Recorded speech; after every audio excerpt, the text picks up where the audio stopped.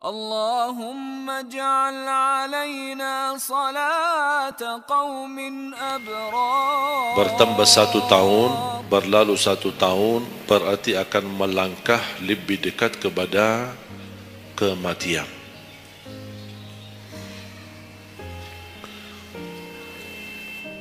Sebenarnya bukan berapa usia kita, tapi apa isi usia kita. Isinya apa? Dan sebagaimana Rasulullah SAW menjelaskan di hadis yang sahih, di hari kiamat tidak akan tergeser kaki seorang sambil ditanya oleh Allah 4 pertanyaan. Berarti kita akan menghadapi 7 pertanyaan. 3 di kuburan, menghadap munkar nakir, man rabbuka, ma dinuka, man nabiyuka. Yang tersisa 4 nanti di hari kiamat, sebelum dimulai hisab, sebelum tergeser kaki kita ke surga maupun ke neraka, ditanya oleh Allah Subhanahu wa taala 4 pertanyaan. Yang pertama, lan tazula qadama 'abdin yaumal qiyamah hatta yus'ala an 4. Tidak akan tergeser kaki seorang di hari kiamat sampai ditanya oleh Allah SWT 4 pertanyaan. Yang pertama, an umurihi fima afnah. Umurnya apa yang kamu lakukan. Allah tidak akan tanya berapa usiamu, tapi apa yang kamu isi dalam usiamu. 60, 70, 100 tahun, kurang, lebih, Allah tidak berdulikan berapa usia kita. Bahkan banyak para sahabat ketika ditanya usiamu berapa, dia menjawab usia saya 10 tahun. Padahal sudah tua, sudah di atas 50, ada yang di atas 40. Tapi kenapa begitu ditanya soal umurnya dia menjawab 10 tahun? Ternyata mereka menghitungkan usia yang sebenarnya adalah usia yang terisi taat. Masa jahiliyah, sebelum datangnya Islam, mereka menganggap itu semua usianya sia-sia.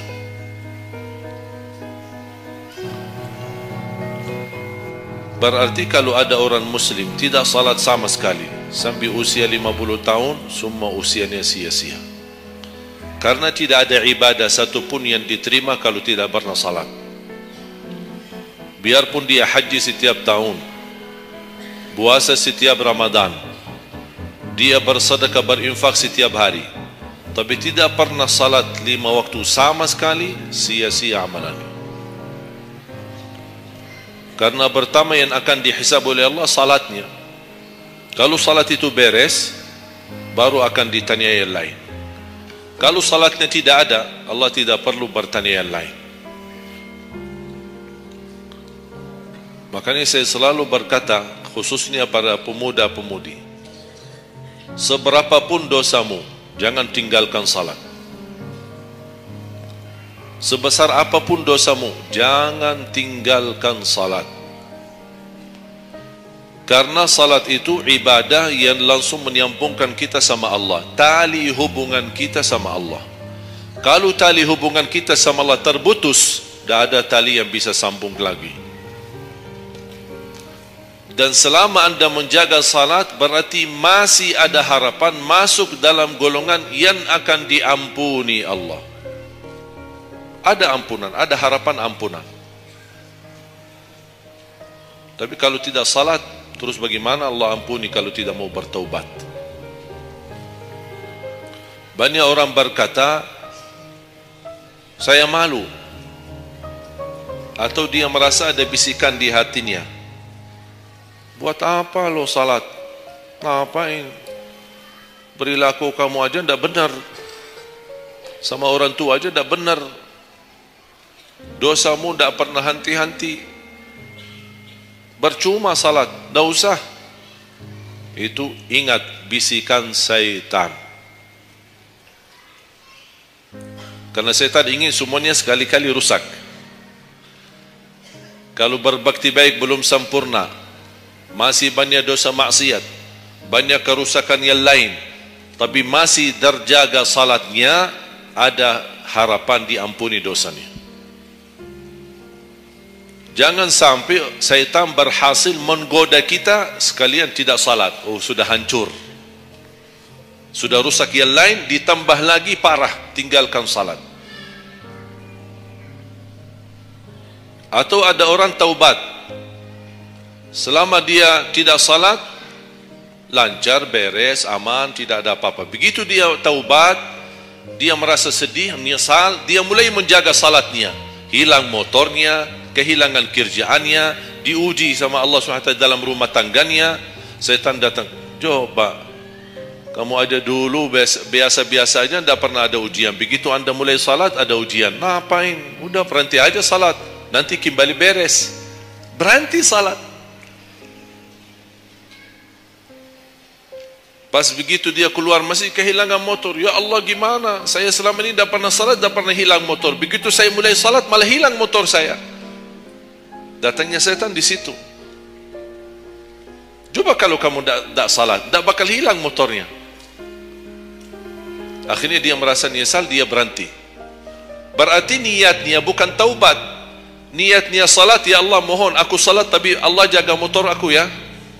Itu niatnya. Bukan salat karena Allah, tapi salatnya karena terjaga motornya. Itu beda niat. Berarti ketika kita berlaku ibadah, melakukan sesuatu ibadah, tapi ada ujian yang masuk, jangan anda salahkan ibadahnya, tapi salahkan niatmu. Ada apa dalam niatmu? Pasti ada salah niat.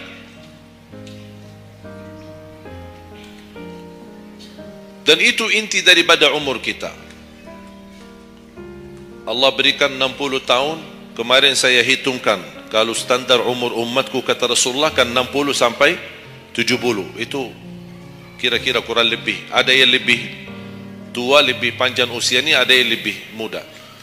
Tapi standar kata Rasulullah SAW, a'maru ummati baina 60 wa 70. Standar umur umatku antara 60 sampai 70. Ada yang melebihi dari itu, tapi sedikit sekali dibanding yang lebih muda. Saya kemarin hitungkan 60. Apa yang kita lakukan di dalam usia 60 tahun. Dari lahir sampai balik. Sampai tahun berapa? 15? Kita sepakat 15? 15 tahun. Berarti sebelum balik belum taklif. Sebelum balik belum taklif. Haji boleh tapi tidak wajib, karena syarat haji harus balik. Syaratnya harus balik, walaupun diperintahkan, dibiasakan untuk melaksanakan salat. Tapi anggaplah bedun taklif, belum ada taklif, belum ada kewajiban, berarti 15 tahun itu sia-sia. Dipotonglah dari 60, berapa sisa? 45. Tidur sehari berapa jam? 8. Boleh kita sepakati angka 8?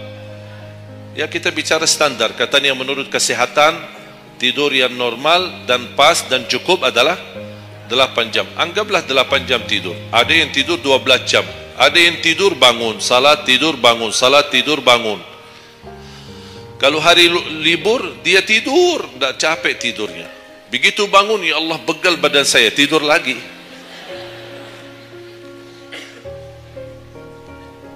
Saya hitungkan 8 jam. 8 jam dalam sehari berapa kalau dibagi? Dalam sehari. Sehari berapa jam? 24 jam. 8 bagiannya berapa jadinya? Sepertiga. Sepertiga sehari tidur. Sepertiga 60 tahun berapa? 20. 20 tahun ngapain? Tidur. 20 tahun cuman kerjaannya tidur. Mulai dari 8 jam. Coba, memang terlihat angkanya tidak terlalu besar. Tapi kalau dihitung dalam usia 60 tahun, 20 tahun tidur. Ditambah 15 belum taklif, jadi 35. Tersisa berapa dari 60? 25. Cari nafkah dan rezeki. Kerjaan, standar kerja, jam kerja berapa jam?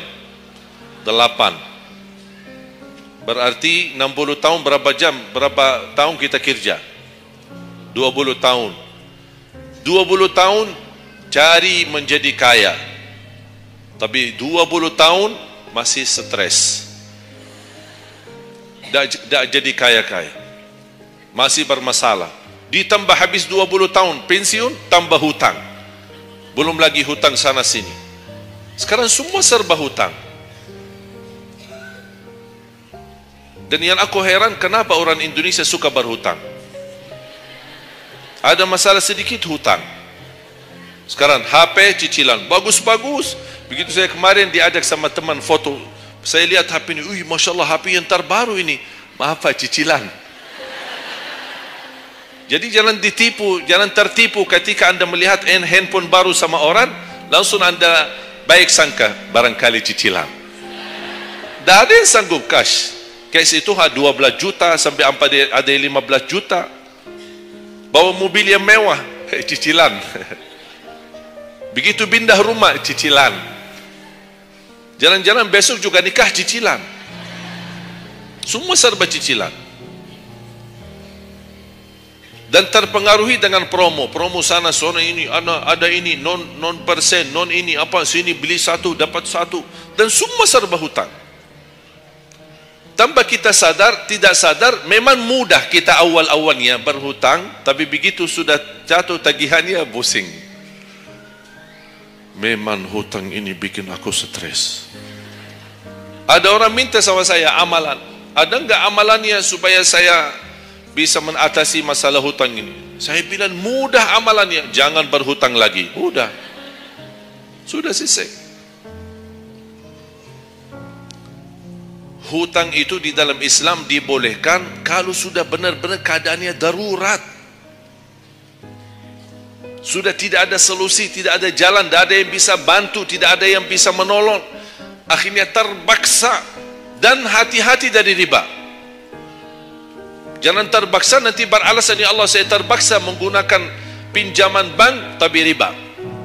Pinjam 100 juta dikembalikan 120 juta. Dosa besar. Masih lebih ringan dosa zina sama ibu daripada terima uang riba. Nauzubillah min zalik.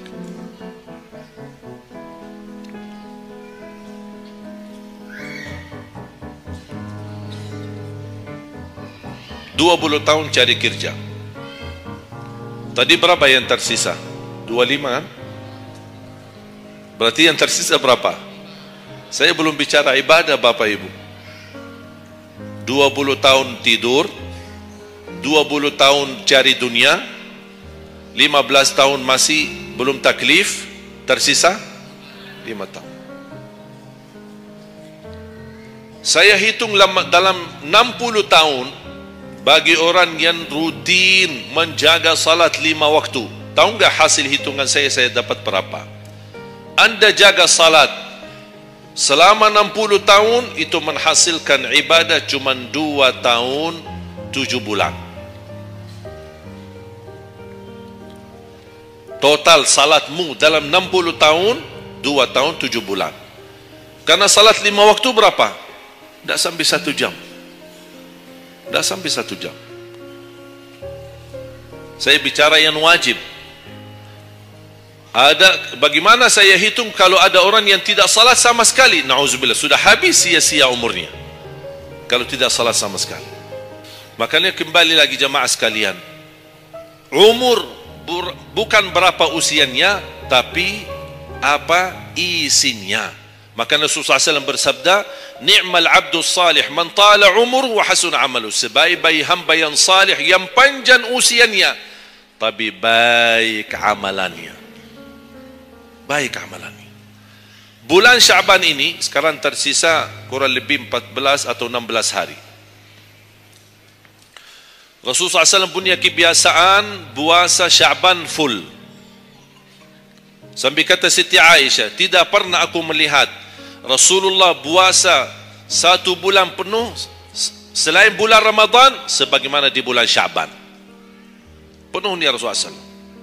Bukan nisfu.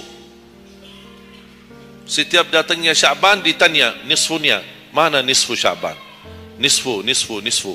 Full Sya'ban. Puasa aja. Di awal boleh, di tengahan boleh, di akhir boleh.